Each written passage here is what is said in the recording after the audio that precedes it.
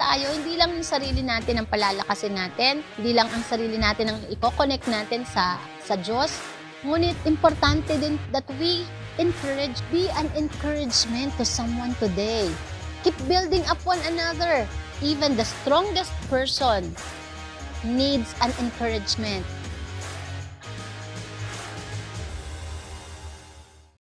Amen. Malakas na palakpak sa Panginoon. All the glory and honor belongs to Jesus.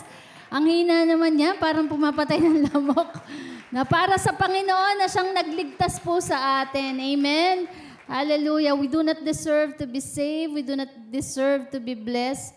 But God chose us na tayo ay iligtas, patawarin, pagpalain. Kaya sa Kanya ang papuri. Tama? No, dapat tayo destined to destruction, destined to hell. But because of His unmerited favor, we are now being saved. Yan, yung ating blessing ay hindi lang earthly, but for eternity. Amen. And not all the blessing is not just for you, but also for your family and for our nation. Yan po ang pag-uusapan natin. Nakita po natin, no, that God has a plan and design for our nation. Amen? Kaya sa kabila ng anuman po yung nangyayari sa ating paligid at sa ating bayan, yung ating pong pananampalataya hindi bibitaw, amen, sa pangako ng Diyos na one day ang ating bansa po ay babangon. Amen? No? Actually, we are in the process. We are in the process. Sabi nga nila, bago dumating ang pagpapala, meron munang process or pagsubok. Hello? Kaya maaring nararanasan natin ang mga pagsubok na yan because God is in the process of refining us. Sabihin mo, refining us. Yan, kaya kung ikaw may pagsubok din, nire-refine ka ni Lord, it means God is preparing you for a tremendous blessing. Amen? May paparating na pagpapala sa'yo, kaya nire-refine ka ni Lord. Amen. So ngayon pong umaga, we will gonna talk about God's favor. No? We cannot really be successful and we cannot live without the favor of God. Kaya we are after God's favor. Sabihin mo nga, God's favor.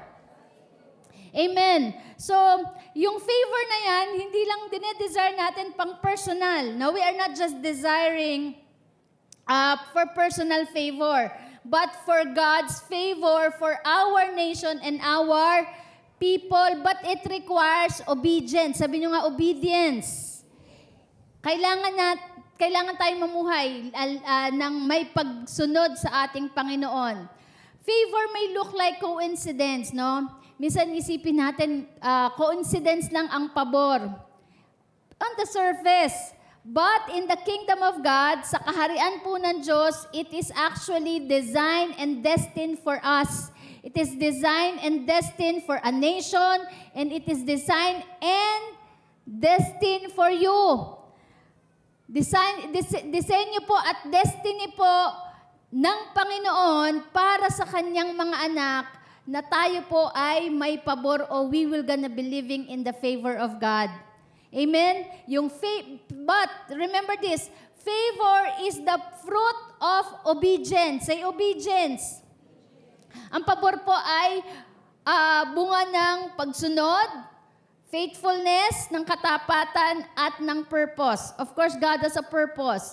Kung bakit kanya papaboran, bakit kanya pagpapalain. Diba? Many of us, many times we heard this, sinong gusto ng blessing? Sinong gusto ng blessing? Yon. Gusto natin ng blessing. Sinong gusto ng pabor? Pero ang favor po ay may requirement. We need to obey, we need to be faithful, and we need to live in our purpose. Si Lord po may purpose kung bakit niya tayo pagpapalain.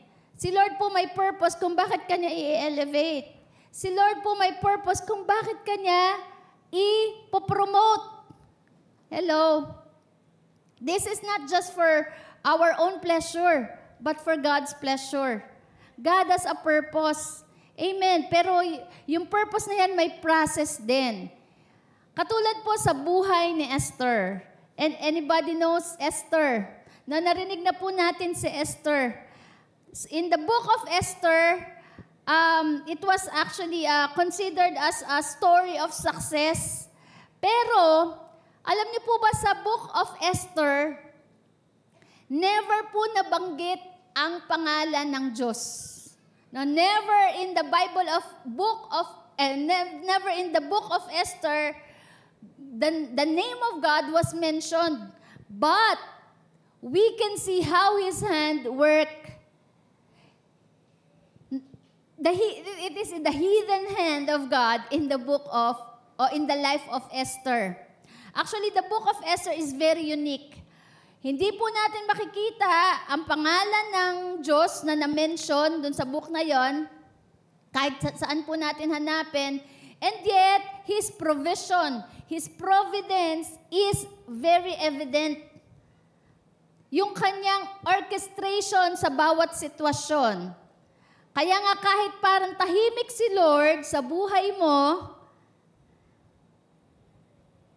sabi mo siguro may mga pagsubok ka sa buhay mo, tahimik si Lord, but it doesn't mean that God is not working.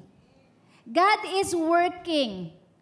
Parang even though sa buhay mo, God is not evident, His hand, you cannot feel, you cannot hear His voice, and yet it doesn't mean that God does not exist. Nakikialam pa rin si Lord sa buhay mo. Amen? So this teaches us a powerful truth. God doesn't need to be loud to be present. Hindi kailangan na maingay. No, maingay, makita, marinig, mabasa all the time si Lord. Because He can be invisible but still in control. Kahit sa nangyayari po sa bayan natin, sa bansa natin, no? Why these things happening in our nation? Bakit parang tahimik si Lord? Bakit nangyayari to sa pamilya ko? Parang tahimik si Lord. It seems that God is invisible. That God parang absent si Lord dito sa sitwasyon ko. But you know, pwede siyang invisible, but remember, God is sovereign. God is still in control. May mga bagay po tayo na nararanasan sa buhay natin na minsan hindi po natin maintindihan. Tama, we are looking for an answer. Hinahanap po natin ang sagot. At hindi naman minsan sumasagot si Lord. Sumasagot siya, pero minsan in silence. No? But it doesn't mean that He is not in control. Remember, God is always in control. Kahit sa problema po natin ngayon sa ating bayan, kahit sa problema po natin sa ating bansa, remember, God is in control. He is in the throne. He is the King of kings and the Lord of lords. Kung quiet man si Lord, may purpose siya. Kung silent man si Lord, sa buhay mo, may purpose siya. Amen? All we need to do is to believe, keep believing, and keep trusting. Si Esther po, no, to give you a background, para sa mga hindi po nakakakilala kay Esther, si Esther po, hindi siya yung nagtitinda dyan sa labas. Si Esther po, he was an orphan. No? Ano po siya? Ulila. Si dito ulila na. Ulilang lubos. No? Walang nanay, walang tatay. Bata pa lang po siya, wala na siyang magulang. At kinuha po siya ng kanyang uncle. Tama ba, uncle? Or pinsan? I think pinsan niya yun no? Pinsan niya, kapatid ng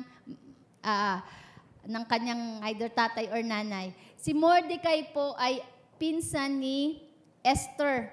Nung siya po ay naulila, kinuha po siya ni Mordecai. Esther's journey, actually from orphan to queen, sa pagiging ulila, ano yan parang rags to riches. No, yung story ni Esther. Kaya wala pong imposible sa Diyos. Kaya wag mong titignan yung buhay mo na wala ng pag-asa. Kung ipinanganak ka sa isang pamilya na mahirap, it doesn't mean mamamatay kang mahirap. Remember, God has a purpose. Amen.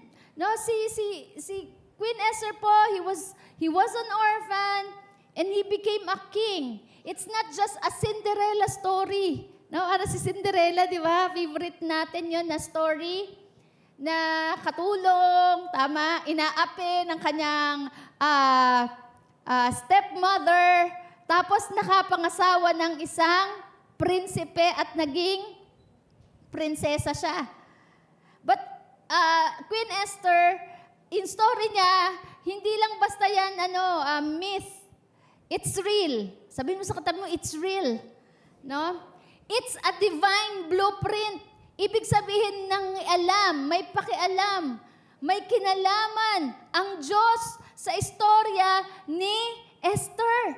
Hindi lang din yan ginusto ng tao, hindi lang ginusto yan ni Mordecai, hindi lang ginusto yan ni King Artaxerxes, but it is God who made His story. Hindi lang din yan love story, pero meron niya story of redemption, ang story ni Esther.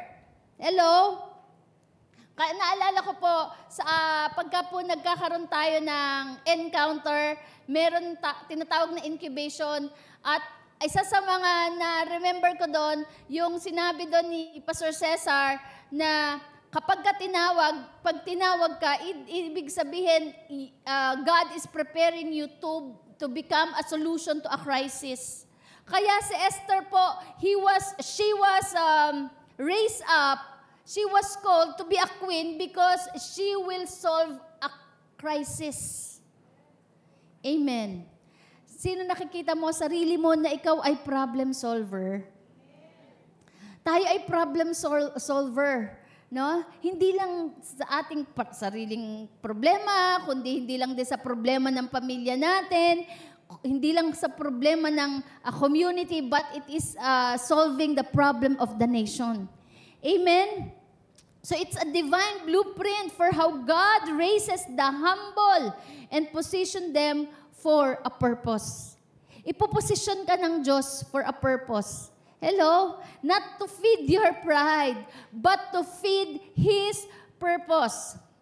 Ang title po ng ating mensahe ngayon ay When Faith Meets Favor. Litin po, when faith meets favor, you are born for such a time as this. It is not an accident that you are born today. It is not an accident that you are born for this generation. Hello?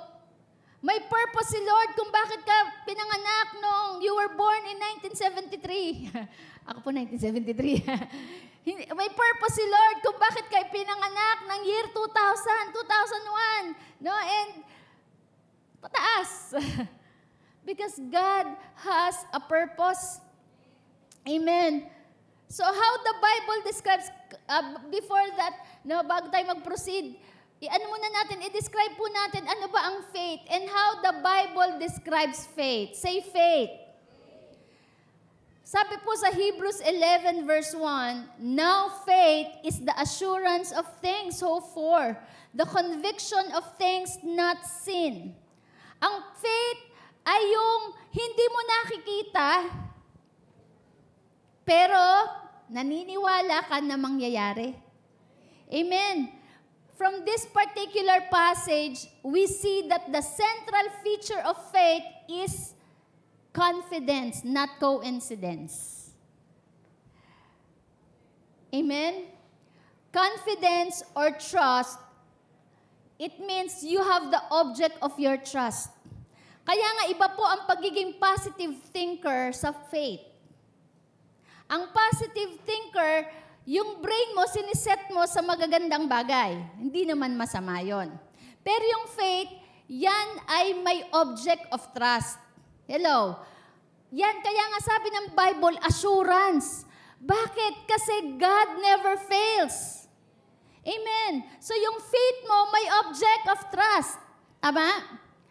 Hindi, ang object of trust mo ay hindi yung pera, hindi ang tao, hindi ang mga material na bagay, hindi rin posisyon, but the object of your trust is God.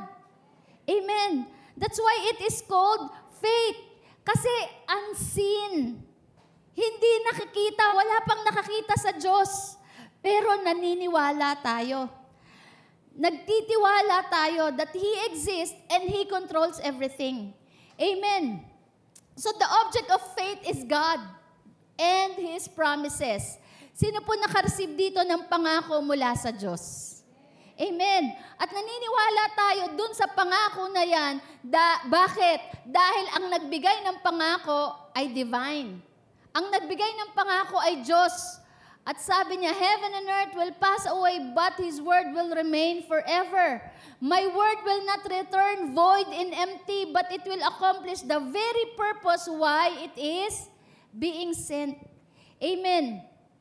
So that is faith. And ano naman po ang favor? The word favor is mentioned actually in the book of Esther 8 times. 8 beses pong nabanggit ang salitang favor. In Hebrew,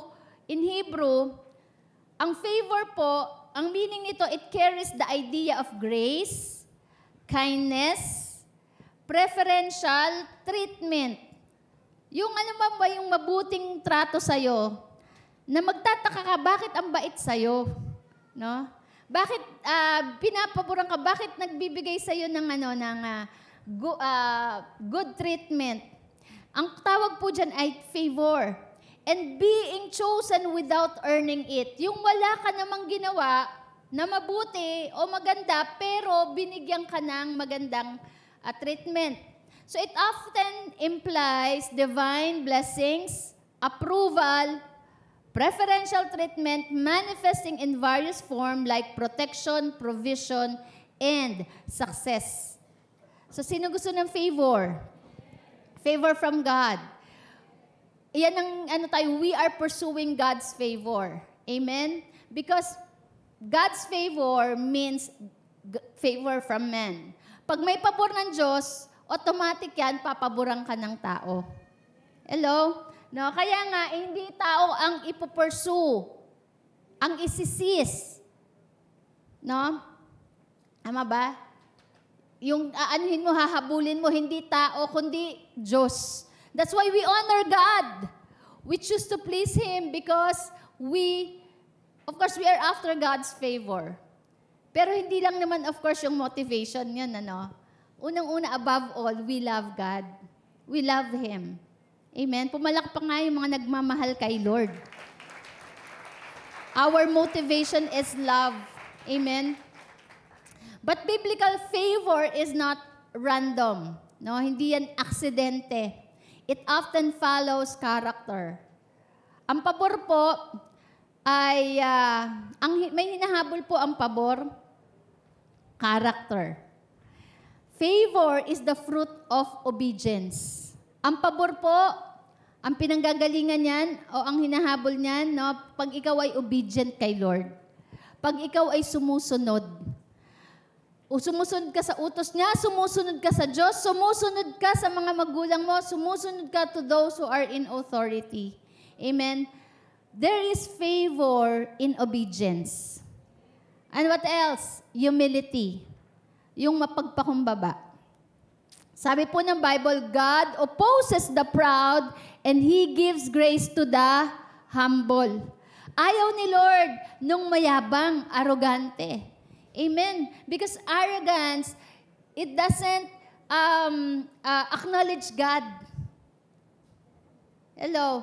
Tandaan po natin, yung ating mga actuation ng arrogance, it forgets God. Tandaan natin how we treat other people, kung paano ba natin tinatrato ang tao, kung paano ba tayo nagsasalita tungkol sa mga tao, if we are talking negative about other people, it implies arrogance. Kasi bakit? Naririnig tayo ni Lord. Nakikita ka ni Lord. Nakikita tayo ni Lord. That's why we remain humble. Yung puso natin, humble before God, humble before the people. Why? Because it is God who judges us. Amen? Kaya bantayan natin yung ating mga puso. Natatandaan niyo po yung aking mga tinuro 4 weeks ago. Yung heart po natin, it should always be humble before God. God looks at the heart. Kaya mahalaga po yung humility. Amen. Sabi, God opposes the proud and gives favor. Gives favor. Grace means favor. Favor gives grace to the humble. Favor gives favor to the humble. Amen? And also, favor is the fruit of honor. Yung pagre-respect po. We respect God through our tithes and offering. Hello? Bakit tayo nagbibigay ng tithes at ng offering kay Lord? It is honoring God. Hello? No? Why do we obey and submit to our parents? It is a way of honoring our parents. It is a respect. So, pagka may honoring, pagka may life of honor ka, hahabulin ka ng favor. Amen? And also, favor is the fruit of faithfulness. Ano ba ibig sabihin ng faithfulness? No, kasi yung faithfulness po, hindi yan matetest during the time of blessings. During the time of everything is well. Faithfulness is measured during the time of difficulties. Yung sa panahon na mahirap ang sitwasyon, sa panahon na nahihirapan ka na, sa panahon na hindi maganda ang sitwasyon, and yet you continue. Hello? Kaya ka nandito eh. Why? Because you are faithful.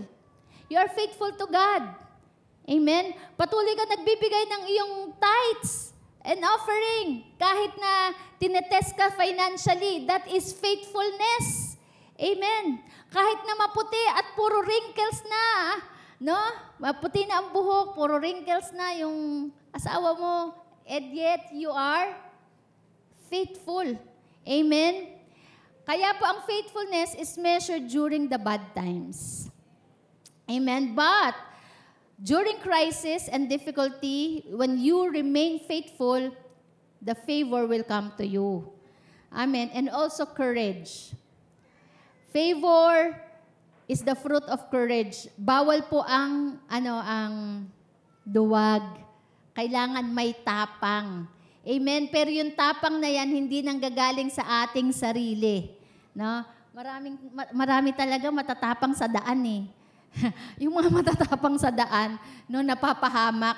Pero yung sinasabi po ng Bible na courage, ito po yung courage na galing kay Lord. Amen. Katulad ng courage ni David. Bakit courageous si David to face Goliath? Because ang kanyang reference ay yung ginawa ng Diyos sa buhay niya. Sabi niya, in the name of my God, I'm gonna fight with you, Goliath. Iniligtas ako ng Diyos sa kamay ng bear, sa kamay ng lion. Ikaw, ibibigay ka din sa akin ni Lord. I'm gonna slay you. No? Hello? Kaya yung courage natin comes from the faithfulness of God. Amen? So be courageous. Hindi dahil sa inisip mo lang positive. Hindi, kaya yan. Hindi. Kaya ka courageous because you know that you can do all things through Christ.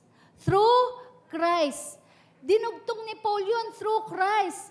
We can do all things. Pagka si positive thinking lang, ganito lang yan eh. I can do it. Positive thinking po yun. Pero pagka yung courage mo, yung faith mo, may object, I can do all things through Christ. I can do all things through Christ. Merong Diyos. Andun si Jesus, andun si Kristo, na magagawa mo ang mga bagay kahit nakakatakot. Haharapin mo ang mga bagay kahit ito ay challenging. Why? Because through Christ. Because the God who promised us, He will never leave us nor forsake us. Amen? So we need the 3 F's to gain the favor. Kailangan po natin ng 3 F. Bakit po natin ito pag-uusapan? Bakit ito po yung pinili ko nga mensahe para sa atin? No? Because our nation has a purpose. God has a design for our nation. Hindi lang to pang personal. No? Hindi lang po ito pang personal gain. But I want you to see, in the perspective of God, na ang blessing po at pagbor ay merong Meron pong purpose yan, may dahilan yan kung bakit ibibigay po sa atin ng Diyos. At naniniwala po tayo na bawat isa dito, hindi ka aksidente na naging Pinoy ka. Naalala ko po nung maliit po ako, nung bata pa ako, hindi ko pa naiintindihan ang purpose. Sabi ko, sana naging Amerikano na lang ako. Sabi ko gano'n. Kasi ang mga Amerikana, matatangos ang ilong. Sabi ko, sana naging Amerikano na lang. Ba't kaya hindi ako naging Amerikano? At naririnig ko palagi na the Americans are blessed. No? Pagka sa Amerika, masarap ang mga pagkain, yung mga delata, mga tsokolate. Kaya sabi ko, sana naging Amerikano na lang ako. But when I learned the purpose, now I am confident and proud to say that I am a Filipino because I know that I have a purpose. Amen? Kaya nga yung pangalan natin, Pilipino. Pinili at pinino, chosen and refined. Amen? Because we have a purpose. That's why you are not an accident that you are a Filipino and that you are living here in the Philippines. Alam niyo ba, maraming foreigner gusto dito sa Philippines. Kasi maganda daw ang weather. Ang babait daw ng mga Pilipino. Very hospitable. Amen ba? No? That's why we are proud to be a Filipino. There's nothing to be ashamed that we are a Filipino. Kahit nasa ibang bayan ka, isigaw mo, ikaw ay Pilipino. Ang mga Pilipino pa ay may never say die spirit. Amen? May problema na, nagmi-memes pa. Diba? Alam mo yung bumabaha na, lagpas tao na yung baha, yung tubig, pero mga Pilipino, nagsuswimming pa. Diba? Yung lumilindol na, talaga nagsiselfie pa. Yung mga ganon, nagmi-memes pa eh. Right? You know, Filipino are happy people. Mataas ang EQ ng mga Pilipino. Na? Mga emotionally intelligent po tayo. Why? Because we are refined. And we have that never say die spirit. Why? Because we believe in God. Filipino people, the Philippines believe in God. We believe in Jesus Christ, that Jesus is the Lord of this nation. Amen? That's why yung hope po natin, yung pag-asa natin ay hindi namamatay. Amen. From generation to every generation, no? From one generation to another. Kahit ano pang bagyo, krisis, o ano man magbago pa ang mga administration natin, hindi po doon natin inilalagay ang ating pag-asa. Dahil ang pag-asa po natin ay na kay Kristo. Amen. So we have a purpose. May purpose ka kung bakit ikaw ay a driver. May purpose ka kung bakit ikaw ay businessman. May purpose ka kung bakit ikaw ay teacher. May purpose ka kung bakit ikaw ay engineer. May purpose ka kung bakit ngayon estudyante ka dyan sa eskwelahan na yan. May purpose ka kung bakit ka ipinanganak at nakatira ngayon sa El Dorado. Nothing is accident. Everything is allowed by God for a purpose. Pangit man yan o maganda, still God has a purpose and God is sovereign. Everything is temporary. Remember this, everything is temporary, only God is permanent. Kaya nga heaven and earth will pass away. Your situation will pass away, but His word will remain forever. Amen. So we need the 3 F's to gain the favor of God. Alam niyo po, para po ang ating bayan, ang ating bansa, ang ating buhay, ang ating pamilya po ay makabangon. Kailangan po natin ang Diyos. Sinasabi natin, kailangan masikap ka, ganyan, di ba? Masipag ka. Totoo naman, nakalagay po yan sa Proverbs. Biblical yan. Pero sinabi po nung sumulat ng Proverbs, no? Remember your God. That is his, yung pinaka-bottom line niya sa kanyang isinulat sa Ecclesiastes. Masipag ka, hardworking ka, matalino ka, lahat na nasa'yo. Pero si Solomon, nasa kanya na ang lahat. Gwapo, anak ng hari, mayaman, lahat na ng mga kayamanan nasa kanya. na yung talino. Pero at the bottom line, sinabi niya pa rin, remember your God. Amen? At maganda kay Solomon, in-acknowledge niya na kung bakit siya nakaupo sa trono, it is the favor of God. Amen. So we need the favor of God. So how to gain that favor? We need the 3 F's. Number one, number one, follow. Follow. Follow. Follow. Pangalawa, faith. Be faithful. Na? Faithfulness. Una, follow, faithfulness. And last is forethought. Forethought. O, 3 F yan. So, let us first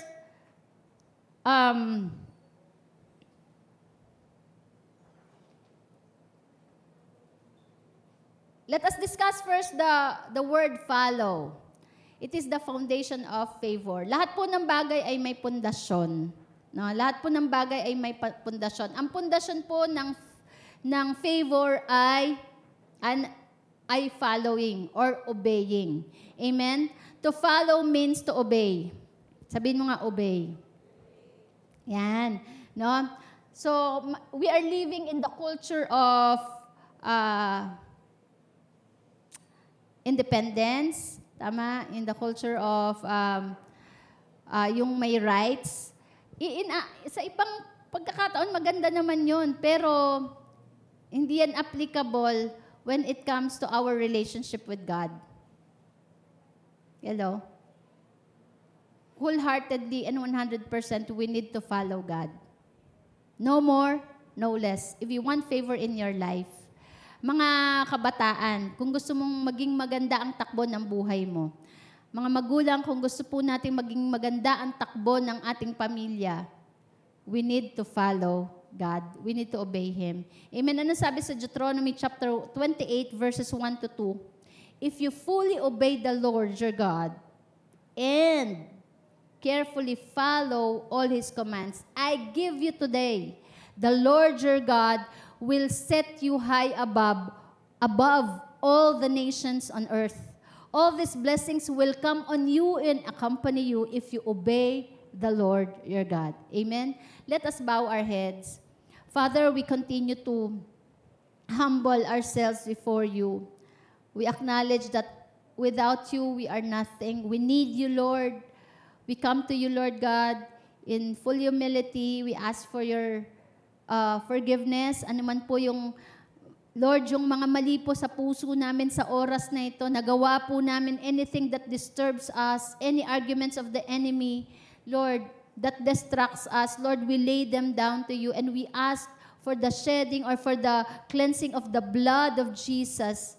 Lord, we plead the blood of Jesus upon our lives in Jesus' name. And we confess, Lord God, that we are forgiven through the blood of Jesus. Maraming salamat po, Lord. And continue to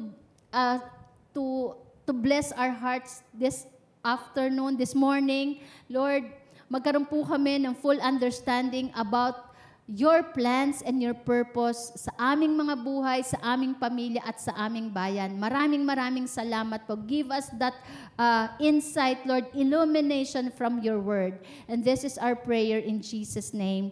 Amen, amen. Amen. So, malinaw po na sinabi ng Bible, no?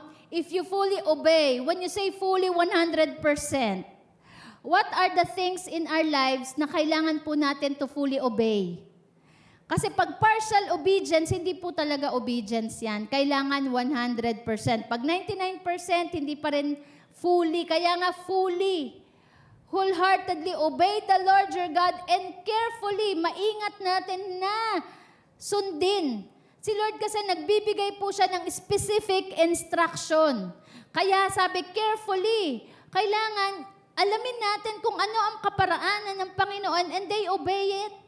Kaya nga si Lord, kapag nagbigay siya ng instruction, very detailed. Nung sinabi niya, Noah, gumawa ka ng arko, nagbigay siya ng full details, specific details, kung gaano kalaki, kung gaano kataas, ilang palapag, no? And Noah, sabi ng Bible, Noah obeyed God. Hello. Ano yung specific na inuutos sa iyo ng Panginoon, inuutos sa atin ng Diyos that we need to carefully follow? Sabi niya, I carefully follow His commands I give you today. The Lord your God will set you above all the nations on earth. So hindi yan gawa ng tao ang setting high above the nation. Promotion is not just a work of man. Promotion is a work of God. Sabi niya, I'm gonna set you high above all the nations on earth. And verse 2, all these blessings will come on you. All these blessings, say all. Hindi some, all. Ibig sabihin, God has a plan for us to bless us. All the blessings na nasa kaharian niya. Na siya ay hari. Naalala ko po yung sabi ni medyo tumalon lang ako ng konti. Sabi ni King Artaxerxes kay Esther, nakita niya, very pleasing si Esther. Sabi niya, anong gusto mo? Kahit kalahati ng kahit kalahati ng kaharian ko, bibigay ko sa'yo. Yung tao yun. Tama? Pero nangako siya, sige, kahit kalahati ng kaharian ko, bibigay ko sa'yo. Si Lord pa ba? Hindi mauubusan si Lord. Tama, si Herod din, yung sinabi niya, natuwa siya dun sa sayaw ng anak ni Herodias. Sabi niya, sige, hilingin mo lahat. Anong gusto mo? Kahit kalahati nitong kingdom ko, ibibigay ko sa'yo. Kasi yun ang mindset ng mga hari. At ang hari, sa kanya, hindi siya mauubusan. Si Lord pa kaya maubusan? He is the creator of everything. Amen. Kaya sabi niya, all these blessings will come on you and accompany you if, ibig sabihin, conditional. The favor is conditional kasi may if. If, ang requirement? Obey the Lord your God. Ang story po ni Esther ay marka ng radical obedience. Hindi lang basta obedience, radical. Bakit? Kasi buong buhay niya po, ibinigay niya na, sa pagsunod. Maaring si Esther po may preference siya. Pero yung buhay niya, talagang inilagak niya na doon kung saan dinadirect ng Diyos. Although, hindi nga nabanggit ang pangalan ng Diyos sa Book of Esther, pero ginamit po ng Diyos ang kanyang pinsan, the authority, the person in authority, ginamit po para i-direct po si Esther. At ang maganda kay Esther, sumusunod. Hello?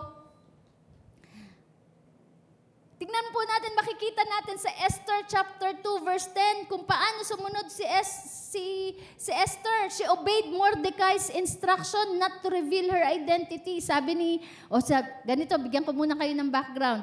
Si Esther po, orphan siya, at pinalaki po siya ni Mordecai. And then eto na si Artaxerxes. Si King Artaxerxes po, siya ang reigning king that time. And dahil siya ay hari, siya po ay nagyabang. Nagyabang siya, pinagyabang niya po ang kanyang palasyo. Buong palasyo niya ay pinagyabang niya. Ang palasyo po ng hari ay hindi katulad ng palasyo ng Malacanang. Mas malaki po, mas malawak. Yung kanyang nasasakupan. At pagkatapos po, alam niya, nagbigay siya ng party. Sino dito yung mahilig magpa-party? Usually, oras lang, di ba? Pero si King Artaxerxes, 180 days. Grabe, 180 days. That is equivalent to 6 months. 6 months na nagpa-party si King Artaxerxes. Sabi niya, sige, libutin niyo ang aking kaharian. At lahat ng pagkain dito, libre. Eat all you can. Wow. Di ba? Tapos ngayon, sa sobrang tuwa na din, lahat ng mga hari, lahat ng mga invited, kumain, pumunta, nag-spend doon. Tapos sa sobrang tuwa niya, syempre, pinatawag niya ang kanyang reyna, si Queen Vashti. Sabi niya, syempre, maganda yung, alangan naman mag-asawang hari ng pangit. Syempre, maganda si Queen Vashti. And he wanted to brag about the beauty of his wife. Di sabi niya, sige, patawag natin si Vashti, si Queen Vashti. I want to present her to the people. At ito naman ang Queen Vashti, alam niyo ba? Nagpa-party din. Ang asawa niya nagpa-party, abay siya rin nagpa-party. No? May sariling mundo. may sariling galaw si Queen Vashti. And alam niyo ang ginawa ni Queen Vashti? She refused. She refused to the invitation of King Artaxerxes. Hindi siya pumunta. Siyempre, everybody knows na everybody knew that pinapatawag si Queen Esther, si Queen Vashti, tapos biglang nag-refuse, napahiya ang hari. So dahil napahiya, palitan! sabi ng mga advisor niya, hindi pwede yan. Hindi magandang example yan. Siya ang reyna dito. At tapos hindi siya nagpa-submit sa'yo, pinapatawag. Kaya mga wife, importante, nagpapasubmit. Hello? Ang lakas ng amen. Ang mga mister ang nag-amen. Dapat mga wife, nagpapasubmit. Dapat babae ang mag-amen. Kaya eto na.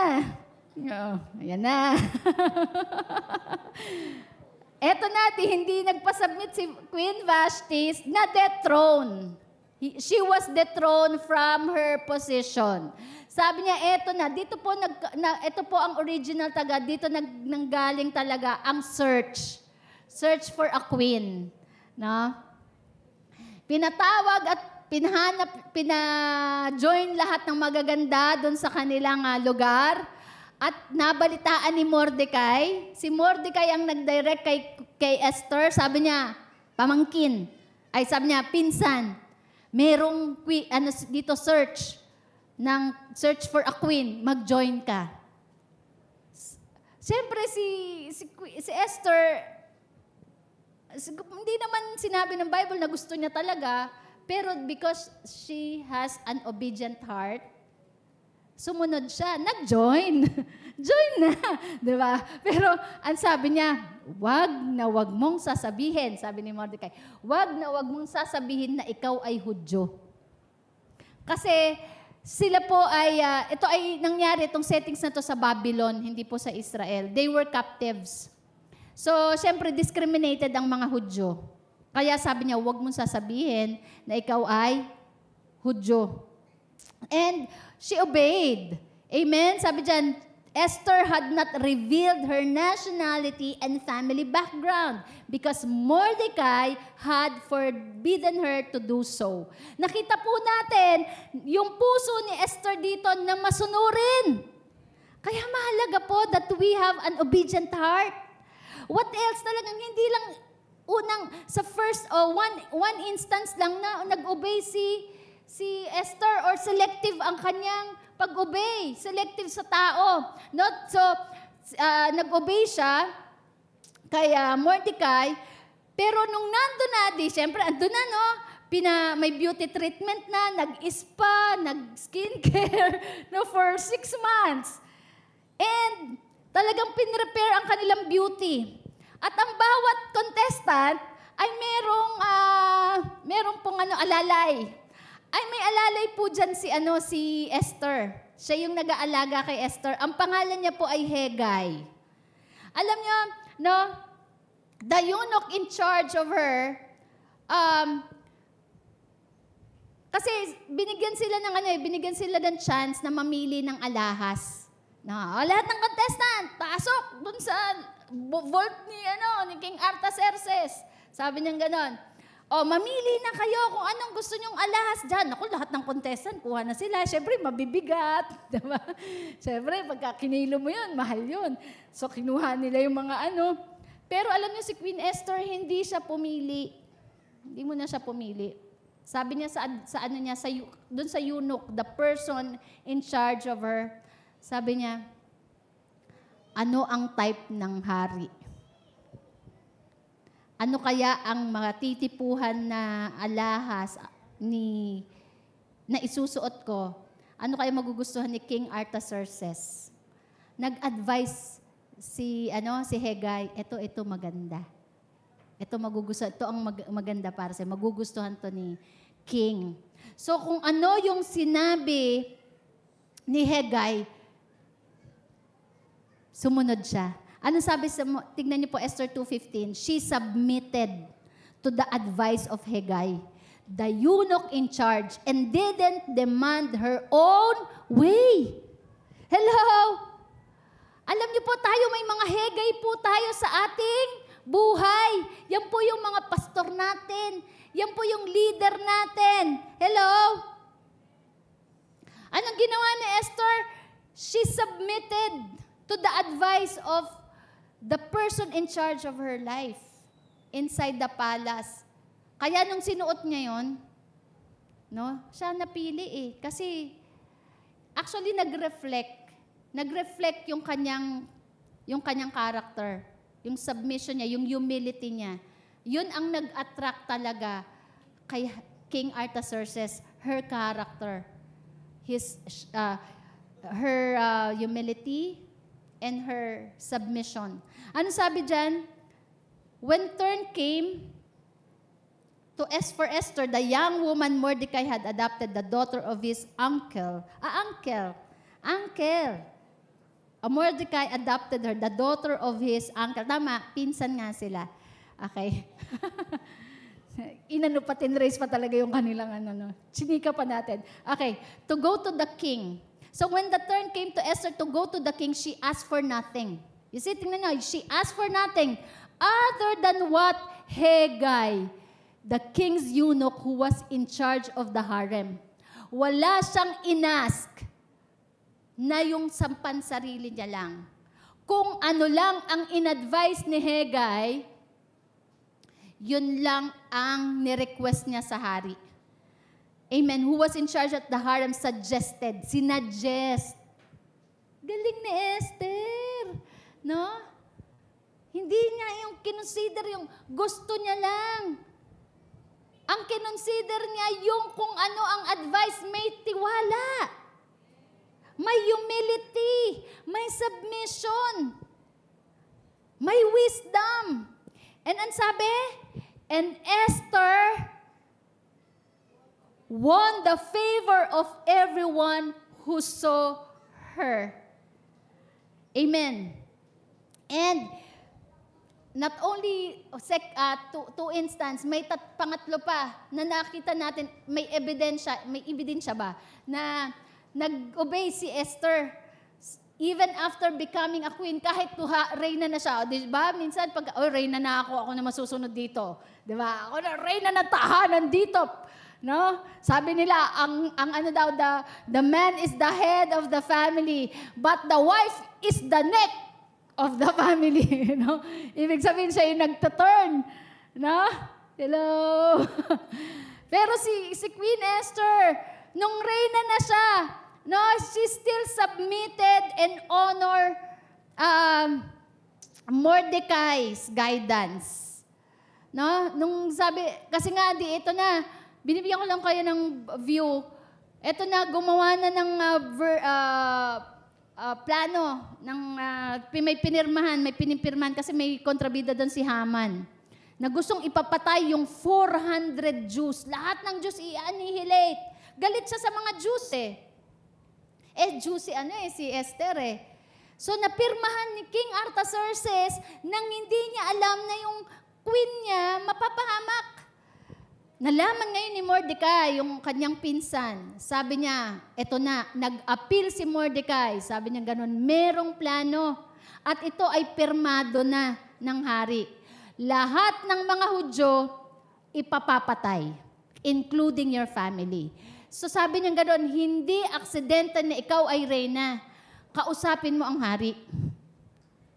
But that time, hindi po pwedeng mag-approach si queen basta-basta sa hari kahit siya po ay asawa. Kasi hindi mo pwedeng basta-basta istorbohin ang hari unless ipatawag ka.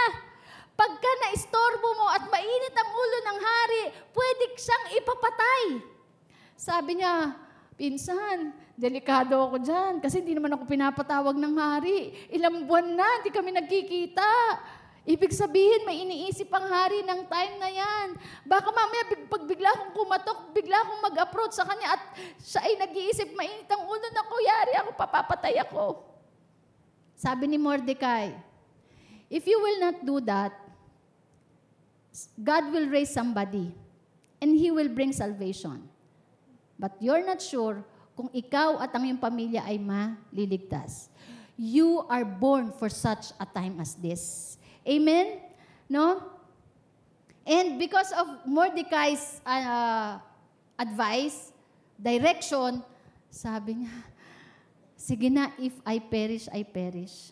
If I die, I die. Kung mamamatay, sige mamamatay. I will obey. Hello? Yun yung be very obedient si Esther. Yung word na ibibigay mo sa kanya, susundin niya. Kahit na it-risk her own life. Hello?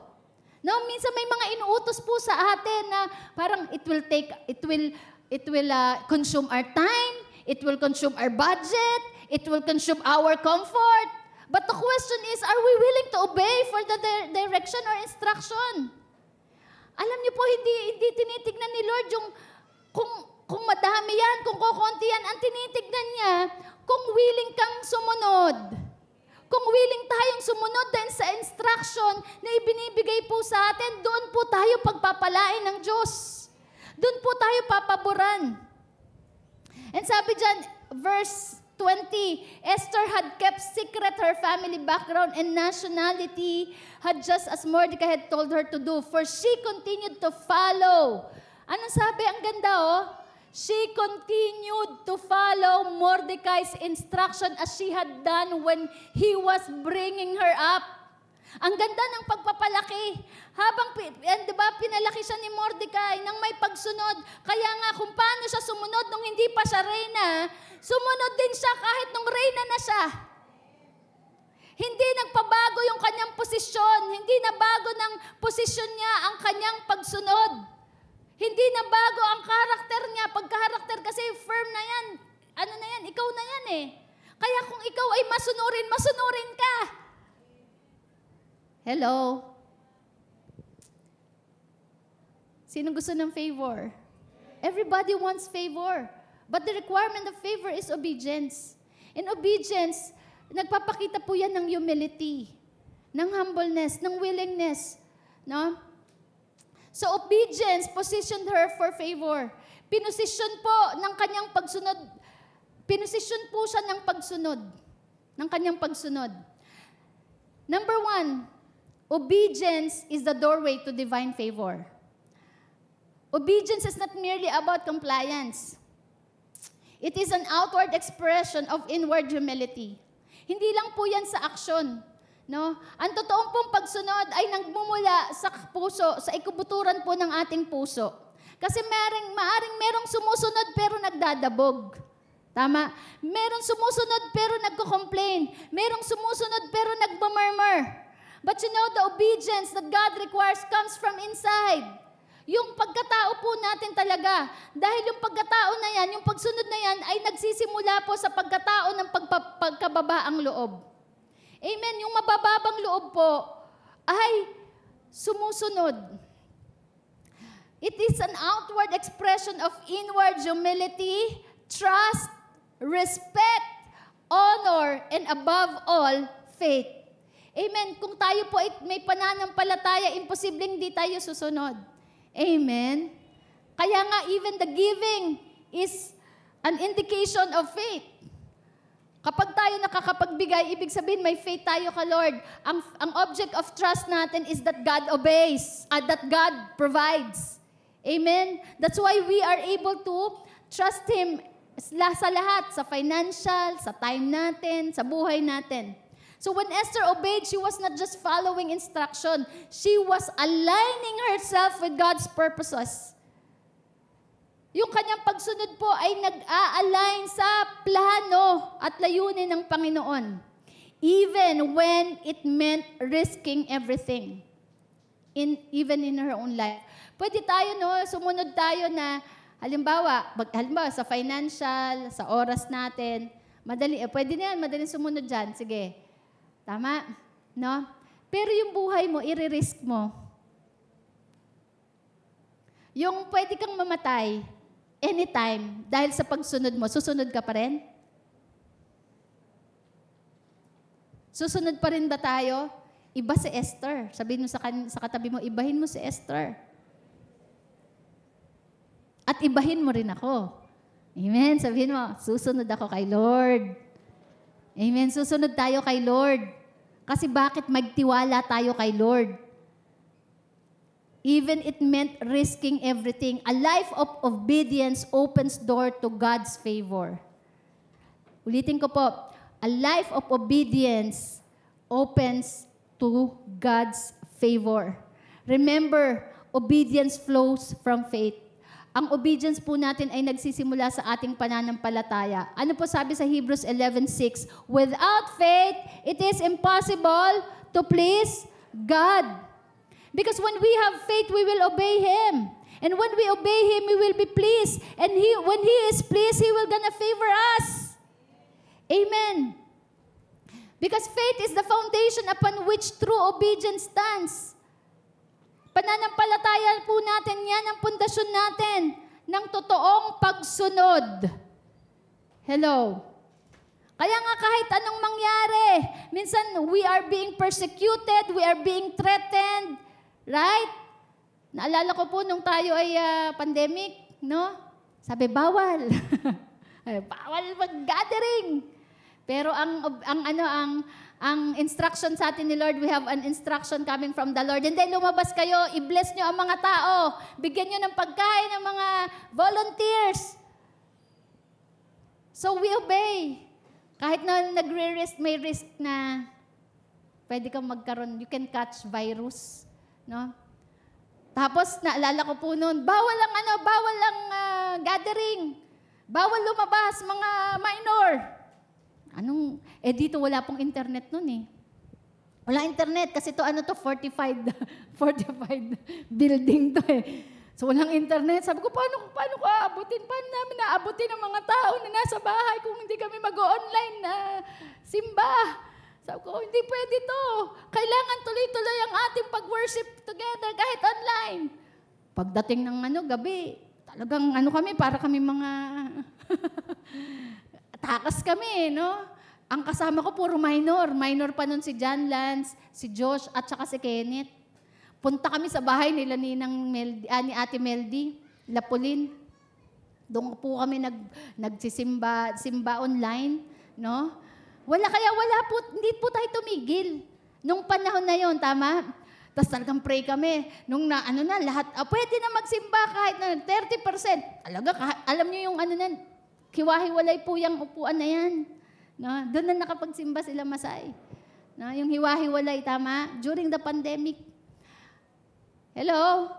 Kaya po alam niyo po yung obedience natin, it will give results. Good results. Amen? Na kahit it takes our life, it risks our life. We are risking our life. Pero naniniwala tayo, ang buhay po ay galing sa Diyos. Amen. Kahit na i-keep mo yan, pero kung kukunin na ni Lord dyan, wala kang magagawa. Hello? Kaya kung para sa Diyos, hindi natin ipagkakait ang buhay natin, ibigay sa Kanya at para sa paglilingkod sa Panginoon. We are not afraid to give away our life in serving God and serving the people. Why? Because everything belongs to God. And even our very own life belongs to Him.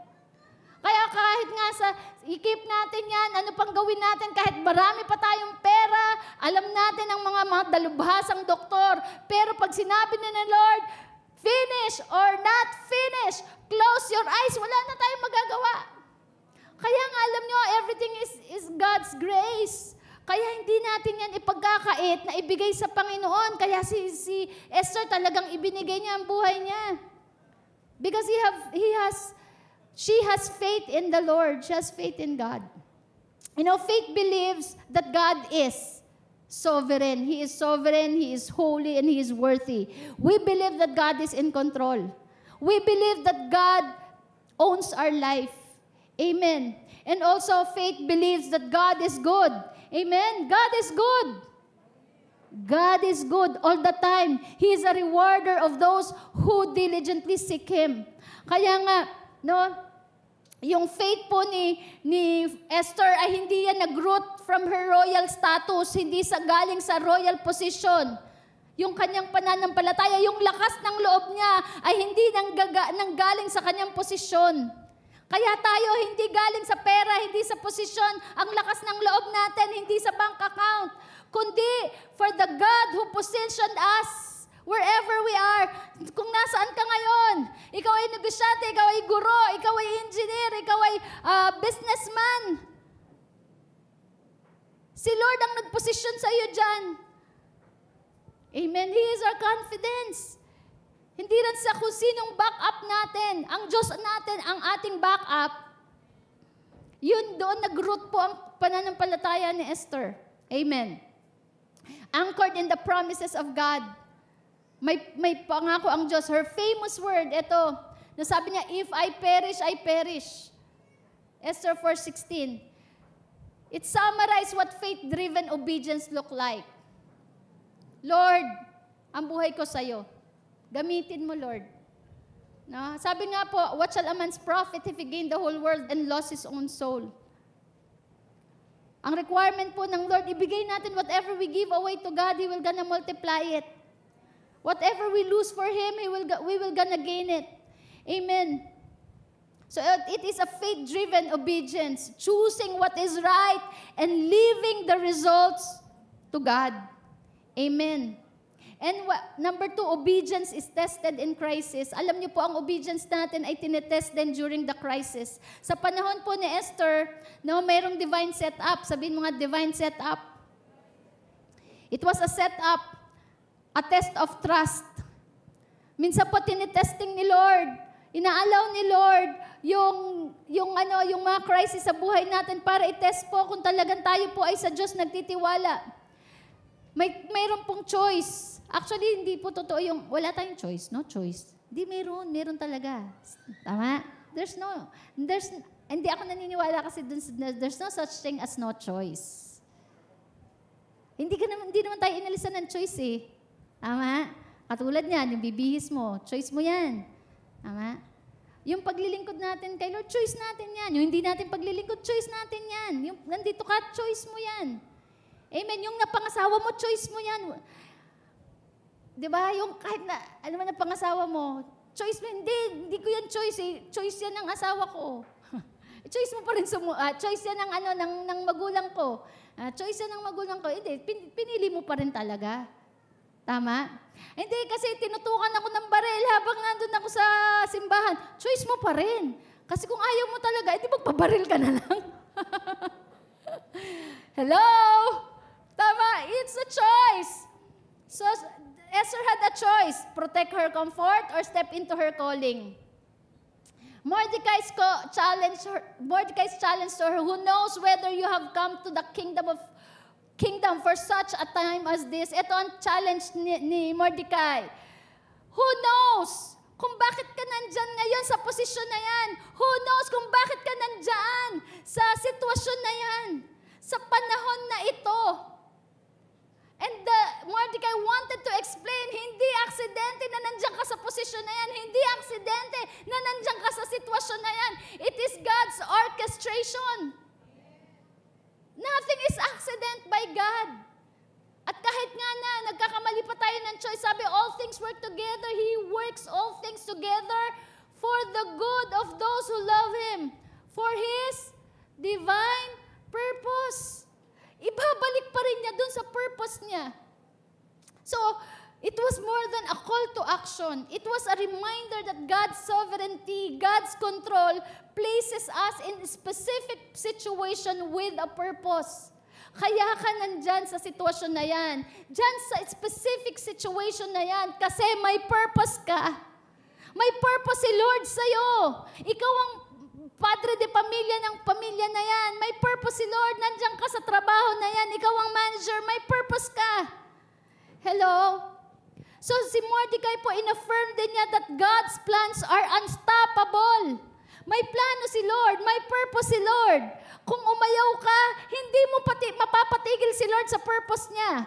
Kung umayaw ka, mag-refuse ka, kung hindi ka sumunod dun sa calling, hindi mo mapapatigil si Lord sa kanyang plano. Anong sabi ni Mordecai? If you remain silent, If you remain silent, relief and deliverance will arise from another place. It means God will raise another one, another king, in order to fulfill His purpose. Pero alam nyo, yung piliin ka ng Diyos for such a time as this is a privilege. And who will gonna refuse? Sa pagpili ng hari, sa pagpili ng Diyos. Kaya sabi nga, madalas, wala tayong may pagmamalaki sa Diyos. Mapalad tayo, mapalad ka na pinili ka ng Panginoon. Amen? So, deliverance will come from another place. This show us profound truth. Ito ang katotohanan na that obedience is a privilege. Not a prerequisite for God's plan to succeed.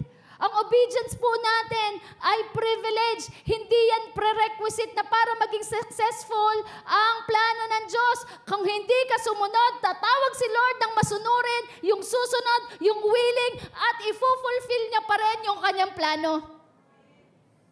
Amen. If we refuse, God's will goes forward. If we reject His calling, God's will move forward. Amen? But we will gonna miss the honor of being part of it. Kaya nga may plano si Lord sa bansang Pilipinas, right? May prophecy si Lord para sa bayang ito. Para sa campuses, narinig po natin kanina yung prophecy ni Cindy Jacob, revival will come to the campuses. It will happen because it is being said. The question is, will you be part of it? Kaya nga yung pagkakaroon ng part ng ministry, ng service sa outreach, ng service, ng ministry sa campus, yung pag-refuse natin to comply and to follow God's instruction, God's direction, hindi yan mapapatigil. Magkakaroon talaga rin ng revival sa campus. Magkakaroon pa rin ng revival sa community. Why? It is God's plan. The question is, will you grab that opportunity to be part of that great revival? Amen. Ngayon po, meron po tayong 4 na campus na hawak. We are welcomed by the principals. Pinahawakan pati karangalan. No, Felix, branch ng Rospac, JICA, at saka Karangalan, a total of 8,500 students. If we are all willing, if we will be willing and support, we will comply, we will follow the divine calling. It's a privilege. Amen. And not only that, Cainta Elementary School, hawak din po natin. With a total of 5,500 students. And ang San Juan, 2,000. A total of, kinumpute, 13,000. 13,500 students na aabutin po natin para magkaroon ng revival at ma-fulfill po yung plano ng Diyos. And we are privileged to be part of it. Takot na takot po kaming makipag-usap sa principal pagdating namin dun kumilos na ang kamay ng Diyos Sabi sa amin, wow, salamat na napili niyo ang aming school. Aba, kami pa pinasalamatan. Samantalang bago kami pumunta doon, takot na takot si Pauline. No? Ang tawag doon kamay na ng Diyos, and that is divine orchestration. Kasi pag plano niya, walang makakapigil sa Kanya. Every knee will bow and every tongue shall confess that Jesus is Lord. Amen. Kaya yung principal, kahit yung principal, it's a yes. So we will not remain silent. We will not remain inactive. We will attack. Amen. We will attack. Amen? Hallelujah. Makapakabataan ka o mapamagulang ka, no, you were born for such a time as this. Amen. There will gonna be great revival. This is our destiny. Lagi nating naririnig, destiny ng Pilipinas na tayo ay pagpalain. Kaya ito yung faith natin, talagang on the go po tayo. So Mordecai also affirms that God's plan are unstoppable. Amen. And number 3, obedience invites God's favor. Esther's decision to obey opened the door to divine intervention and supernatural. Say supernatural! Pag natural sa atin yan, pero pag supernatural, yung mahirap, yung imposible, galing po sa Diyos yan. Even though the law threatened her life, no? Papatayin, Hudyo siya eh. Pag nalaman na siya ay Hudyo, pwede talaga siyang patayin. No? Hindi mo alam, hindi niya kilala kung sino ang mga pwedeng magchuchu sa kanya doon. Diba? Kung sino ang loyal talaga sa kanya doon. What she did, because of her obedience, it led her to pray. Prayer and fasting means she is fully dependent on God. Amen. When we pray, when we fast, we are fully dependent on God. When we pray, we fast, it means we are seeking God. We are seeking for His approval. We are seeking for His guidance. So she prayed, she fasted, she stepped forward. What is the result? Esther 5:2, she obtained favor in His sight. Hello, kapag ka po kasama natin ang Diyos, meron tayong pabor galing sa Kanya. So obedience often looks foolish to the world. Yung parang, magpipray ka, magpa-fasting ka, hindi naman yan kailangan. Diba? Kailangan natin pera. Diba? Ay, unahin muna si Bombay bago pumunta kay Lord. Parang it's a foolish thing na diba? Magpaparay ka, mag-fast ka, ang kailangan natin, atik. Sabi nga, daw pangalan ng pera? Pera, atik, money, kwarta. Ayan daw ang kailangan ng mga tao. No. Kay Lord, ang kailangan po ng tao, si Lord. Ang pera, walang problema kay Lord, basta sumunod ka. Obedience in God's economy. In God's economy, obedience is the pathway to favor. Diba? Sa atin, yung economy natin, dapat yung mga naka tayo sa dollar, tama, sa galaw ng stock, o mga stocks. Pero hindi tayo nakadepende sa galaw ng mga stocks, sa value ng dollar. Nakadepende tayo sa economy ni Lord. Because kingdom's economy is limitless. Sabi nga, yung out of the the richness of His glory. So just as Esther was welcomed by the king, we are reminded that we walk in obedience. The King of Kings holds out His scepter of grace toward us. Kapag sumunod tayo, ibababa ni Lord yung scepter niya. The moment na ibinaba po ng hari ang scepter, it means your request will be granted. Amen? No? Kaya, pag may problema, pray. Pag may kailangan ng desisyon, ng direction, mag-pray ka, mag-fasting ka, huwag ka munang gumawa ng aksyon. Bago ka gumawa ng aksyon, hanapin muna ang direction ni Lord. Amen. Makipag-usap muna tayo sa Kanya. And number 4, obedience requires wisdom. Esther didn't just act rashly. Dinalaman na, nag-pray na, nag-fast, no? Sabi niya, sabi ni Mordecai, ikaw ang reyna dyan. Kausapin mo ang hari. Total siya naman ang asawa mo. Pero hindi komot siya ang asawa, siya ang reyna. Hindi niya sinabing, King Artaxerxes, may problema. Ganto. Ayan, diba? Alam mo ba si Haman ngayon? Hindi, no? Sino yung misis na pagka may problema, tawag agad kay mister? Hindi na makaabot sa bahay. Talagang tinawagan mo sa trabaho para sabihin ang problema. Diba? Minsan may pagka-impulsive. Hello? No? Huwag natin gagawin yon. Hindi natin alam kung anong problema ng mister doon sa trabaho. Walang wisdom doon. Si Esther, may wisdom Nag-isip. Alam mo yung may wisdom, yung nag-iisip ka muna, ano kaya ang maganda? Pinagpaplanuhan muna. So si Esther, hindi siya naging impulsive. She moved with discernment and patience. Nag-pray, nag-fast, at nag-ask ng wisdom, anong gagawin niya? Yung kanyang step by step, strategy ba? Siya ay nag-throw ulit ng party para kay King Artaxerxes. Pinlist niya muna si King Artaxerxes. Sabi, kasi nung nagpakita na siya, no? Nagpakita na si Queen Esther. Sabi, nagandahan, wow, ang ganda ng asawa ko, wow. Diba? Dapat pagka lumapit tayo kay Lord, mapapawaw si Lord sa'yo. Tama, hello? Na? Kasi andun yung spirit of humility. Tapos, ginrant ni King Artaxerxes, anong gusto mo?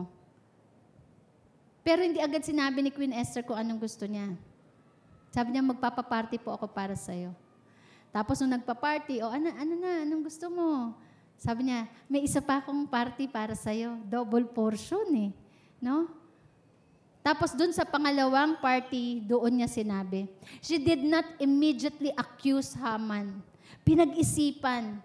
Bago tayo maglabas ng anumang salita mula sa ating bibig, pag-isipan munang maigi. Magpa-party ka muna. Magpa-party ka muna. Hello? Isip mo muna ma-please si Lord.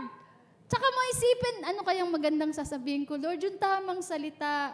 Yung, minsan kasi pag out of yung emotion, kapag nakapagsalita ka, wala na, pag na-throw mo na yung salita na yan, hindi mo na maibabalik.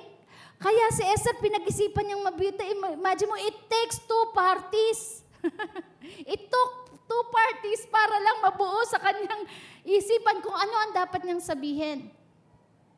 So, hindi muna siya nag-accuse. She prepared 2 banquets, waiting for God's perfect timing. Sabihin mo, timing. Timing is everything. Tiniming niya. This is wisdom, knowing. Ito ang wisdom. No, knowing when to speak, what to say, and how to say it. Ulitin ko po, no? Hindi enough na alam natin yung truth. Even when we are in the confrontation, even sa presentation, or sa pag gusto nating sabihin, dapat, ito ang wisdom, alam natin kung kailan, alam natin kung kailan dapat magsalita, alam natin kung ano ang dapat sabihin, at alam din natin kung paano sabihin. Kasi sometimes our intention is good, pero pag how we say it, nagkamali na, di ba? Halimbawa, maganda naman intention mo, pero padabog naman, no? Pagalit naman yung sinabi mo, pero maganda naman intention. Di ba? Maganda naman, sa family, ganun eh. Minsan, pag, halimbawa, gagalit yung nanay, kaya sila sila Jasmine, tama naman na anuhin ko sila, turuan ko sila, huwag kayong magpapagabi. Pero minsan, bakit ngayon ka lang kayo? Alam niyo ba? It is how you say it. Diba? Bakit ngayon lang kayo? Alam niyo ba, nag-worry ako. Para kayo mga hindi na maganda yung lumalabas and pasigaw na, tama? So they won't understand it. Kaya tinuruan din ni Lord, nag-strategize. Kaya si Mama Mary, kilala niya si Mama Mary. Magaling yan Hegay ko yan Hindi pala Haggard. Si Sarah may Haggard di ba? Minsan, talaga pagka nagsumbong sa akin yan, talaga ako, atake agad ako Pero ngayon sasabihin ko lang, sige, mo kakausapin ko. Rain ang dating. So, don't worry, I'm gonna talk to them. Pero ako iniisip ko na kung paano sasabihin, kalmado na, tama, i-message ko muna. So, what is the good result? Mas naging close po kami ngayon ng mga bata, ng mga anak ko. Amen, then they are able to open up. Kasi it is how you deliver it. Amen. And also, there is wisdom in doing God's will, through God's way, and in God's time. So, Esther demonstrated that obedience is not impulsive. It is intentional. Sabihin mo, hindi impulsive. Yung pag sinabi mong intentional, impulsive, emotional, response ka sa emotion. Yung kapag naramdaman mo, pag galit ka, talagang sasabihin mo na agad. Hindi. Hindi ka magre-response dun sa galit. Magre-response ka dun sa intention. Bakit ka nagalit? At yung intention mo, gusto mong i-correct at maayos yung buhay.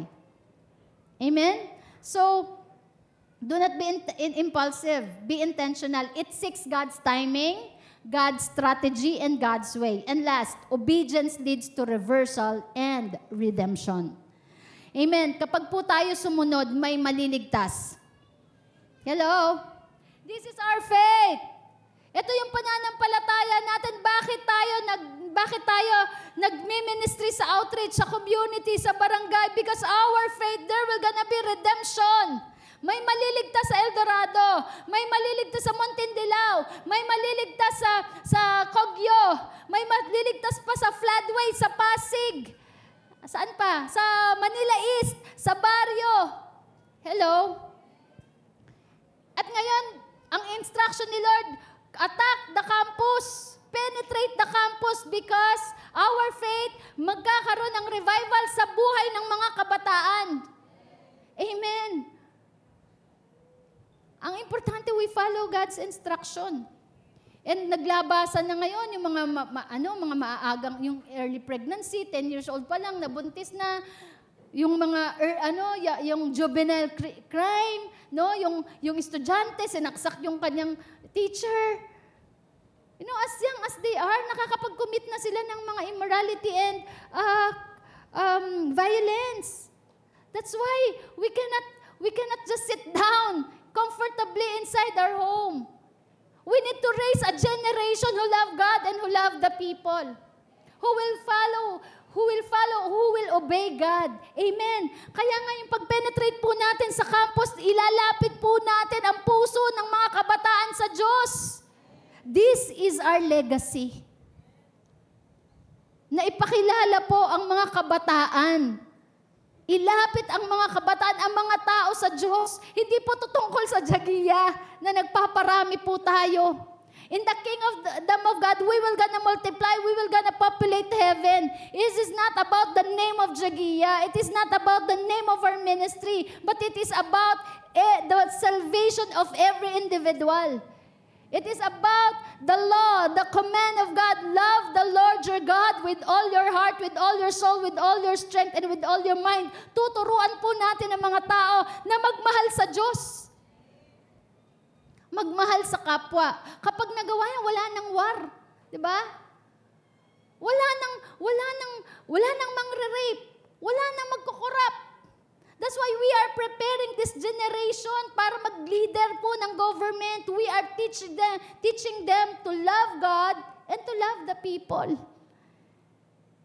Hello, you are born for such a time as this. You are not an accident.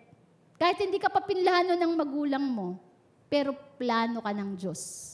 Amen? So God used Esther's obedience to reverse a death sentence into deliverance. 400,000, imagine mo! Hallelujah! Isa kang ulila na wala kang influence, wala kang muang, wala kang pangarap. No, ang alam mo lang, kailangan sumunod ka sa pinsan mo, mag-aral ka, mag-aasawa. Pero hindi niya alam ang plano ng Diyos sa kanya, magre-redeem, magsisave ng 400,000 population of Jews through her life. At sa pamamagitan ng buhay mo, maraming maliligtas. Amen? Siguro dati, no, hindi iniisip mo, punta lang ko ng Jagiya, titingin ako ng, uy, sino kayang sexy dito? Sino kayang maganda dito? Diba? Hallelujah. Parang, sige nga, tignan ko nga kung masaya dyan. Tignan ko nga, sino kaya pwede utangan dito? Diba? Yun pa yung mga motive natin eh. Pero hindi mo alam, si Lord may plano sa'yo, may purpose ka pala. Parang si Chester lang eh. Talaga, may sa gimmick. Marami bang chicks dyan? Diba? Hindi niya alam, may purpose si Lord sa kanya. Ngayon, may mga disciples na. At ang disciple niya, may disciple na rin. Amen? Naging agent of transformation. Ganon si Esther. He reversed the death sentence into deliverance. Haman, who plotted destruction, was destroyed by his own schemes. And Mordecai, who was to be executed, was exalted. Alam niyo, sa kamay ng Diyos, si Haman po kasi may masama siyang balak. Kaya lahat ng mga masasamang balak, hindi po magtatagumpayan. Maaring parang mukhang nagpa-prosper tong evil plan nila. But you know, tandaan natin, God never sleeps. Amen? God never sleeps. At ano man din po yung mga mabubuting bagay na ginawa natin, katulad po ni Mordecai, no? May ginawang mabubuting bagay siya para kay Haring Artaxerxes. Hindi po yan nabigyan ng reward. Pero sa kamay ng Diyos, sa mata ng Diyos, no, alam niya na dapat siyang i-reward. God intervene. Kaya alam niyo si Mordecai po, na-reward siya. Kaya lahat ng mabubuting bagay na ginagawa mo, kahit lihim yan, hindi po yan lihim sa Diyos. I-reward po ni Lord John. Kaya si Mordecai, instead na ma-execute siya, he was exalted. Amen. The Jewish people once doomed were delivered and celebrated with joy. Maaring ang demonyo po may masamang plano, balak sa bansang Pilipinas. Sabi nga kanina na, nag-usap kami ni MJ kanina, sabi ka dun sa prophecy, that Philippines is the second to Israel. Sabi niya, grabe. Ang Israel, apple of the eye yan ng Diyos eh. Pero ang bansang, kung apple of the eye, ano tayo?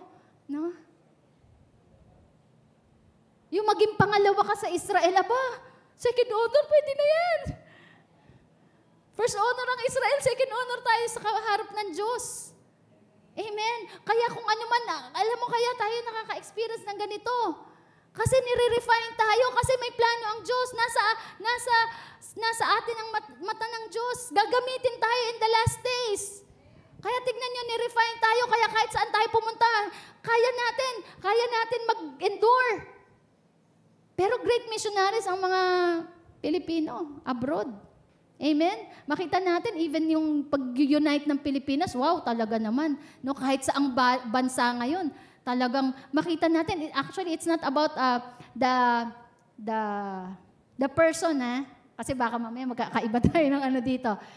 Pero yung makita mo na kung paano nag-unite ang Pilipino sa iba't ibang bansa, that is spirit. Hello? Kaya nga kung kaya nating magkaisa sa isang tao, tayo'y magkaisa sa pangalan ni Jesus. Amen. For His purpose. This is the divine irony of obedience. What looks like surrender is actually victory. Yung akala mong wala ng pag-asa, pero actually sa kamay ng Diyos, yan ay tagumpay. Amen? Hallelujah. God honors those who honor Him. When we obey Him, we honor God. And when we honor Him, He will give us favor. Kaya, habang kanina nagdadrive po ako, kahapon, kasama ko si Josh. Minimentoran ko na siya. Wow, minimentoran. Especially sa financial management. Nag-consult siya sa akin. Pero sabi ko, Nak, alam mo, money is just a tool. We are not after the money. We are after God. We are after God's favor. Ang habulin natin, hindi pera. Ang lagi nating habulin si Lord. Kasi pag may Lord tayo, may favor tayo. And money is not a problem to God. Amen? Blessing comes after us. Sabi, di ba? Psalm 23 verse 6, surely goodness and mercy will follow all the days of my life, and I will dwell in the house of the Lord forever. Amen? Obedience may seem costly. Sometimes it costs our own comfort, it costs our own happiness, it costs sometimes our family, finances. minsan ang favor may presyo. Sabi nga ni Pastor Glenn, 'di ba? May presyong ang anointing. The price is obedience. But its fruit, ang bunga, favor, influence, and legacy. Hindi tayo dumaan lang sa mundong ito. You know, when we obey God, we will be remarkable. We have a mark. We have a mark. Pwede ba hanapin nyo yung, yung ginawa ko, yung sa legacy? Nakalimutan ko kasi, no? Yung pinalabas ko sa, gimmick. Every one of us are called to obey God like Esther because we have a purpose. And I encourage everyone not to refuse God. Kung meron tayong mga hindi mahindian na tao, kasi they are very close and they are very valuable to us, the more that we don't say no to God. Amen. Don't say no to God. It's always a yes. Even it requires our own comfort, happiness, finances.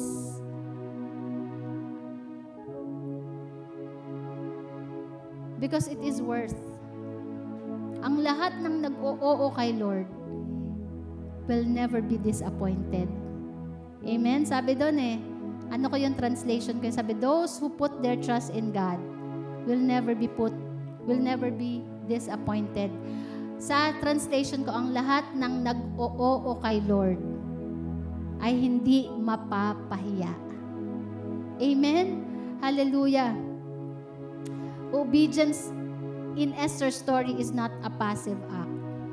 It is bold, faith-fueled, kingdom-aligned. It teaches us that God is never too early, never too late.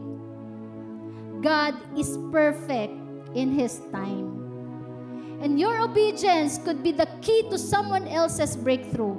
Yung pagsunod mo ay maaring malaking pagpapala para sa buhay ng ibang tao. Obedience invites God's favor, wisdom, and intervention. And you are placed where you are for such a time as this. Amen. Hallelujah. And this is our legacy. Sabi po ng mga magulang nung araw, anak, wala akong maipapamana sa'yo, kundi edukasyon. Sabi ng mga itatay, wala akong yaman na maiwan sa'yo, kundi kagwapuhan lang. Whatever it is, hindi pa rin edukasyon, hindi pa rin itsura, hindi pa rin kayamanan. The legacy that we will gonna leave to this generation is our obedience to God. Sabi nga ni Pastor Lito, di ba? Kung ano-ano tinuturo mo, wag tayong kung ano-ano tinuturo natin. Ang ituro natin, obedience. Dahil pag may obedience, Deuteronomy 28, may favor. Amen. This is our legacy to this generation. That's why we teach them to love God, to honor God, and to love what God loves. Who God loves? The people. That's why we serve the people. Amen. Walang panghihinayang. Mga kapatid, mga anak, walang panghihinayang basta sa Diyos. Amen. Palakpakan natin ang Panginoon. This is our legacy that we will gonna teach the generation, this generation and the coming generation, to love God and to obey Him. Amen. Like Esther, tayo po ay katulad ni Mordecai.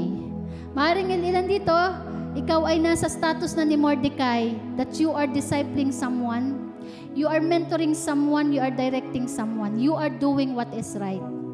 Gumagawa ka ng tama para sa generation na to. Ipagpatuloy mo. Amen. If you are now a leader who has Esther in your life, kung ikaw ay Paul sa generation na to na meron kang Timothy, ipagpatuloy mo. Amen. Because that person might save a lot of people. That person might save the whole nation. That person pwedeng gamitin ng Panginoon, gagamitin ng Diyos para itaguyod ang bayang ito. Amen? And if you are now an Esther, if you are a Timothy, just obey God and obey your leaders. Obey your Mordecai. Amen? Ang pagsunod po ay hindi selective. Ang pagsunod po ay nagsisimula sa isang pusong nagpapakumbaba. Sa isang pusong tunay na nagtitiwala. Amen? Hallelujah. At walang sumunod na nagsisi. Lahat po ng sumunod sa Diyos, pinatunayan ng Panginoon. Pinatunayan ng Panginoon ang kanyang mga pangako na hindi iwanan, hindi pababayaan. Amen? Hallelujah. Let's pray. This is the challenge of God to all of us. Let us build the nation by discipling the next generation, reaching out the next generation. Let us obey Him. Sabi po sa Matthew 28:18 to 20, all authority in heaven has been given to me. Therefore, go and make disciples of all nations, baptizing them in the name of the Father, of the Son, and of the Holy Spirit, and I will be with you to the very end of the world. Jesus wanted us to leave a legacy, to leave a mark. Like Him. Lahat ng mga tinatawag ng Diyos, even in the Old Testament, lahat siya nag-iwan ng marka. The question is, what is the mark that we will gonna leave in this generation? Amen? It requires obedience. Yes, we all want favor. Pero yung favor na yan, may presyo yung pagsunod mo. And if you are now doing the ministry, minsan nakakaranas ka ng persecutions, ng mga hardship, difficulties, God is testing your faithfulness. Just continue. Amen? Hallelujah. God is not yet done. He's not yet finished in your life. Hallelujah. Let us pray. If you are a Mordecai today, God is calling you to be a Mordecai, be faithful. You will be rewarded. And if you are an Esther of this generation, just obey. The Lord will place you in the position for His purpose. Hallelujah. Thank you, Lord. Salamat po, Panginoon, for your faithfulness in our lives. Thank you, Lord, for choosing us and calling us out. Lord, it's a privilege. It's a privilege to serve you. It's a privilege, Lord, to serve the people. It's a privilege, Lord God, to let these people know who you are. Lord, gamitin mo po kami, Panginoon. Maging kamay at paa, Panginoon, para sa mga taong nangangailangan po ng kaligtasan. Lord, continue to bless this generation. Bless the young people, Panginoon. Bless their hearts, Lord. I pray that they would have like a heart of Esther, who is humble, obedient, and dependent, full dependent on you. Lord, bless them. Bless their hearts, God. And as well, the parents, Panginoon, kaming mga magulang, Panginoon, na magpalakihin po namin ang aming mga anak ng may banal na takot sa iyo at pagmamahal. Hindi po pera ang motivation, kundi pagmamahal, paglilingkod sa iyo. Yan ang maging bukang bibig po ng mga magulang, Panginoon, ng mga ama at ina ng generation na to. That the true God of the heaven and earth is not the mammon, it's not the money, but it is you, Lord. That's why, Lord, we will choose to keep going because we trust you. Hallelujah. What God tells you today that requires your obedience. Do not hesitate to respond to God. Amen? Ito po yung iiwanan ko sa inyo. The question is, are you walking in obedience even no one is watching? Pinipili mo bang sumunod sa Diyos kahit walang nakakakita? Kahit walang reward? Will you choose to obey God?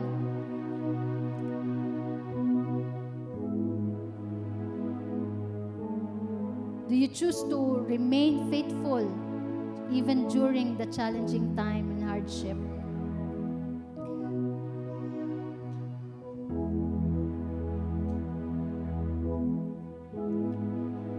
Are you teachable? Are you quick to listen and slow to speak? Obedience to God-ordained authority often unlocks access you cannot get on your own. Amen. Tandaan mo, may pabor sa lahat ng mga sumusunod.